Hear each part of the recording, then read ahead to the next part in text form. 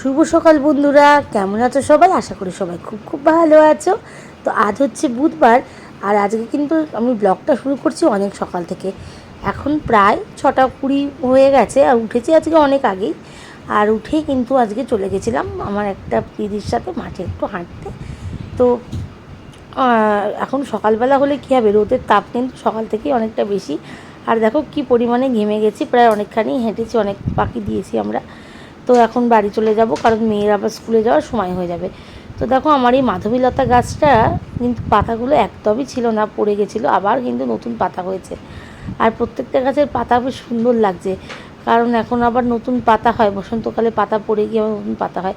আর এই যে তোমরা তুলসী গাছটা দেখছো না, এটা কিন্তু আমার ছেলের প্রাইজ পাওয়া। এটা আমার ছেলে কবিতা বলে প্রাইজ পেয়েছিলো এইটা, তুলসী গাছটা। আর এইগুলো তো সব বাহারি পাতার গাছ, তোমরা রোজই দেখো, এগুলো তোমাদের দাদা লাগিয়েছে। তো এই দেখো আরেকটা জিনিস তোমাদের দেখায়, সেটা হচ্ছে আমাদের গাছের এঁচোড়টা। অনেকগুলো এঁচোড় হয়েছে, আম তো হয়নি, কিন্তু এবার কাঁঠাল ভালোই হয়েছে। আর এই দেখো টগর ফুলগুলো দেখো কি সুন্দর বড় বড় টগর ফুল, এটাও তোমার দাদা মানে তোমাদের দাদার হাতে লাগানো গাছ। তো এখানেও টগর ফুলগুলো কিন্তু খুব সুন্দর সুন্দর ফুল ফোটা শুরু হয়েছে। গরম পড়লেই কিন্তু টগর ফুলগুলো ফোটে, শীতকালে অতটা ফোটে না, কিন্তু গরমকালে ফোটে। আর এঁচোড় কিন্তু ছোটো ছোটো অনেকগুলোই হয়েছে। আর এইটা হচ্ছে আমাদের লিচু গাছ। তো লিচু গাছে কিন্তু প্রচুর বোল এসছে, প্রচুর লিচু এসেছে, প্রচুর। দেখো এই দেখাই তোমাদের একটু সামনের থেকে, অনেক বড় মানে অনেক পরিমাণেই লিচু বোল এসছে। আর লিচুগুলো এখন একদম ছোটো ছোটো, এগুলো আস্তে আস্তে বড় হবে। তো এই লিচু গাছটা আর আমার মানে এই বাড়িতে বিয়ে হয়ে আসা কিন্তু একই বয়স, মানে প্রায় 16 বছরের গাছটারও বয়স, আমার বিয়ে হয়ে আসাও 16 বছর। আর যে বছর আমার বিয়ে হয় সে বছরই প্রথম মানে রথে তোমাদের দাদা চাকদা থেকে এই গাছটা নিয়ে আসে। আর আমারই জন্মদিনের দিন গাছটা পোতা হয়, 16ই জুলাই আমার জন্মদিন, তো সেই দিনই গাছটা পোতা হয়।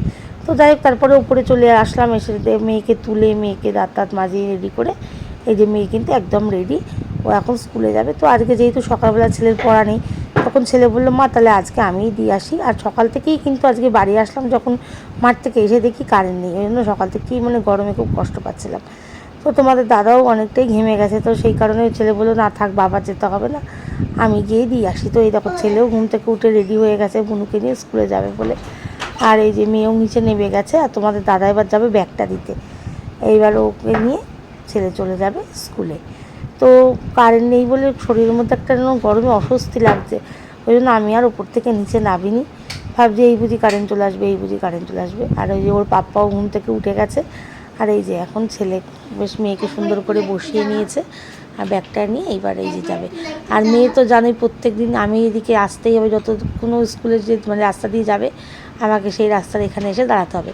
তো সাইকেলে উঠে আমাকে টাটা করে দিল, এবার ওর দাদা নিয়ে ওকে চলে যাবে। তো দেখো বাগানের মধ্যে কিন্তু রোদের আলোটা ভালোই পড়ে গেছে, এখন কিন্তু প্রায় বাজে 7:20-25 প্রায়।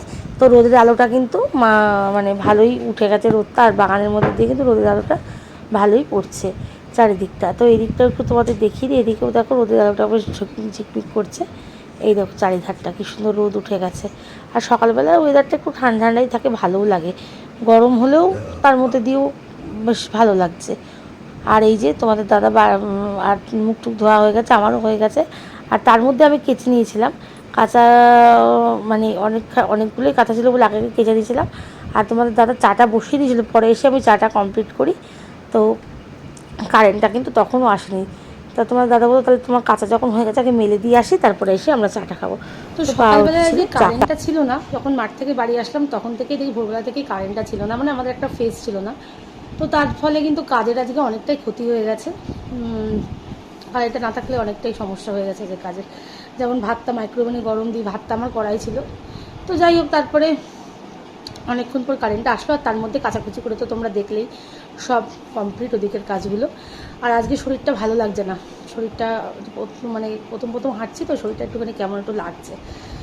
তো সেই কারণে আজকে এমনিও যা গরম, কিচ্ছুই রান্না করবো না, ফ্রিজে মাছ আছে তাও আজকে রাঁধবো না, প্লেন আলু সেদ্ধ ডাল ভাত করে রেখে দেবো। আর ঝপাঝপ করে আগে ঘরবাড়ির কাজগুলো সারবো, সেরে আগে মানে জানলা দরজাগুলো বন্ধ করবো। আর যতবারই বাথরুমে যাই চোখ মুখটা জল দিয়ে ধুয়ে আসি, নাহলে গরমে যা কষ্ট হয়। আর আজকে দেখি এক ফাঁকে ভুরুটাও প্লাগ করতে যাবো, ভুরুটার যে অবস্থা, ভুরুটাও আজকে প্লাগ করবো। তো চলো আস্তে আস্তে কাজকর্ম করি, দেখা হবে।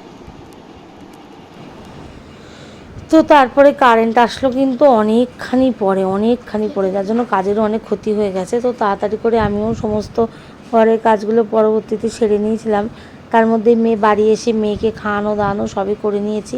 আর এই যে মেয়েকে বললাম তুই এখন একটু শুয়ে নে, কারণ না আসলে পরে তো আবার পড়তে যায়, তখন কিন্তু অনেকটাই ওর অসুবিধা হয়, মানে ঘুম পেয়ে যায় বা বাড়ি আসে পরে সন্ধ্যেবেলা কিন্তু আর পড়তে চায় না। তো তার মধ্যেই দেখো এই যে পাঠ ঠাকুর বলে, এই চৈত্র মাসে মাথায় নিয়ে বেরোয় পাঠ ঠাকুর, মানে বাবা মহেশ্বর। তো তারা বেরিয়েছে এই যে বা প্রত্যেক বাড়িতে বাড়িতে যায়, আর যেটুকু তারা মানে ভিক্ষা তোলে সেটা দিয়ে আবার সংক্রান্তির দিন তারা বড় করে একটা কিছু আয়োজন করে, আর তারা কিন্তু বাবা ভোলানাথের পুজো করে। তো সেই রকমই ওরা এখন মানে বিভিন্ন দল বিভিন্ন রকম টাইমে মানে বেরোয়। তো সেই রকমই একটা দল এসেছিলো আমাদের বাড়িতে, এই যে আবার আসতে তোমাদের দেখায়। এই পাশের বাড়িতে আগে গেছিলো, পরে আবার আমাদের বাড়িতে আসলো। তো শাশুড়ি মা যা দেওয়ার দিয়ে দিয়েছে। আর এই যে আমি উপর থেকেই তোমাদের ভিডিওটা দেখাচ্ছি, নিচে নামিনি, কারণ আমার মানে জামা কাপড়টা মানে ওই এঁটোকাটা তো রান্নাবাড়ি করা হয়, ওই জন্য আমি আর ধরবো না বলে আর নিচে নামিনি। তো এই যে ওরা মা যা দিয়ে দিয়েছে, এখন ওরা আবার চলে যাচ্ছে। তো এদিকে আমার ঘরের কাজও প্রায় অনেকটাই হয়ে গেছিলো, তা আমি আবার বাইরে চলে আসলাম। বাইরে আসার পরে যা ডালের জন্য একটু জল বসিয়ে দিয়েছি, করবো শুধু পাতলা করে একটু ঝরা মুসুরি। পাতা গো, ঝরা পাতা গো, আমি তোমারই দলে ঝরা পাতা। ঝরা পাতা, ঝরা পাতা, ঝরা পাতা গো, ঝরা পাতা গো, আমি তোমারই দলে ঝরা পাতা। বাগানে পাতাগুলো সব ঝরে পড়ে গেছে, তো তাই হট করে গানটা গাইতে ইচ্ছা হলো, তাই একটু গানটা গেয়ে নিলাম, কিন্তু গলাটার অবস্থাটা খুবই খারাপ। আর এখন দেখো জলটা গরম হয়ে গেছে, আর টমেটোটা আমি কেটে নিয়েছি, আর মুসুরির ডাল এখন একটু টক ডাল মতো বসিয়ে দেবো, তারপরে ভাতটা বসিয়ে ঘর মুছে স্নান করতে চলে যাব। তো চলো রান্নাটা শেষ করে নিই। তো তারপরে আমি ডালটা বসিয়ে দিয়েছি, আর এদিকে কিন্তু আমি স্যালাড, একটু শশা ছিল স্যালাডে কেটে নিলাম, শশা আর পেঁয়াজ। আর ভাতের মধ্যে দেখো আলু আর হচ্ছে পটল দিয়ে ভাতটা বসিয়ে দিয়েছি, আমার কিন্তু গরম গরম পটল সেদ্ধ ভালোই লাগে। ও তার মধ্যে মেয়ে দুপুরবেলা খাওয়া দাওয়ার পর মেয়েকে একটু ঘুম পাড়ানি, ঘুম তো না একটু শুয়েছিল, তারপরে মেয়ের পড়ার টাইম হয়ে গেল, ও পুরো রেডি। তা বাবুকে বললাম যা তুই গিয়ে বুনুকে কিন্তু দিয়ে আয়। তো মেয়েকে রেডি করে ব্যাগটা পিঠে দিয়ে দিয়েছি, বাবু নিচে দাঁড়িয়েই আছে। ও নিচে নামলে বাবুকে নিয়ে গিয়ে দিয়ে আসবে, কারণ ব্যাগটা তো ভারী হয়ে যায়, রোজ রোজ পিঠে নিয়ে বয়ে যেতে ওর খুব কষ্ট হয়। তো দেখো বেলা কিন্তু প্রায় 3:30 না 3:45 প্রায় বেজে গেছে, কিন্তু হলে কী হবে, এখনও বাইরে রোদের তাপ ভালোই আছে এবং গরমও কিন্তু খুবই ভালো আছে।